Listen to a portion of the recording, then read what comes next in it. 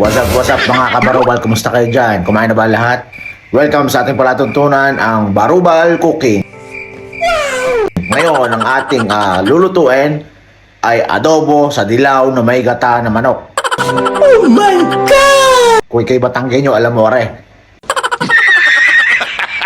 Paano ba ito lutuin? Napakadali. Gantong lamang po yan. Parang may naamoy ako hindi maganda. Finished product. Yan ang huo. Kumukulo-kulo na at ready na. Yan ang gusto ko sa Barubal Cooking. May suspense. Kung paano ko niluto, gusto ko nag-iisip ang mga manonood. Gago! Kayo nang bahala mag-search kung paano niluto yan. Sa atin lang to. Pero Barubal Cooking, you're right, man. Thank you! Huwag mong subukan. Masisira ang buhay mo.